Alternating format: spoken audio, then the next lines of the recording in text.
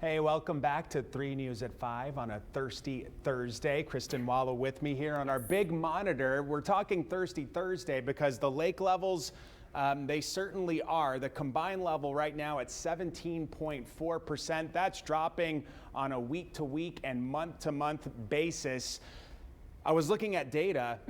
October to February, 7th driest on record for Corpus Christi. Yeah, and we can definitely see the progression of that drought here on the latest drought monitor issued today. Last week's drought monitor, we didn't quite have as much of this darker orange severe level drought. It was a little more confined to the 181 corridor, but it has bridged the gap to the severe drought that was down towards Duval County. So the dry vegetation, we've got the low humidity coming in, some breezy winds. It's that combo that's going to be at its peak over the weekend. That's why we're identifying Saturday, Sunday. Really, you could make a case for Friday as well, but the extreme fire danger going to be going up. We've got the dry fuels, that drought monitor, the recent freezes, that's all exacerbating everything. So like we were talking about earlier, really trying to avoid or discourage outdoor burning as it relates to all of these ingredients in place. Yeah, and even the Weather Service, they're on board with that as well. We do have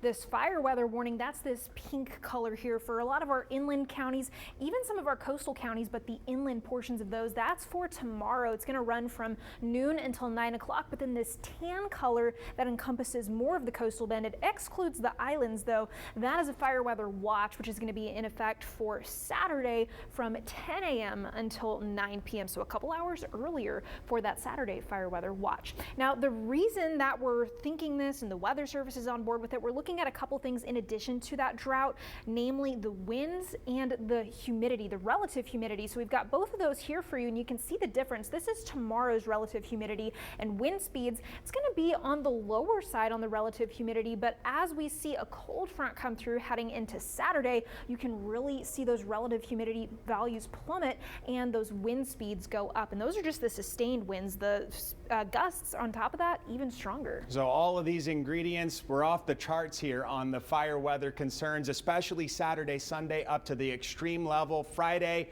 tomorrow, very high. The point of all of this, encouraging you to be very cautious if working with fire or open flame. More 3 News at 5 after this.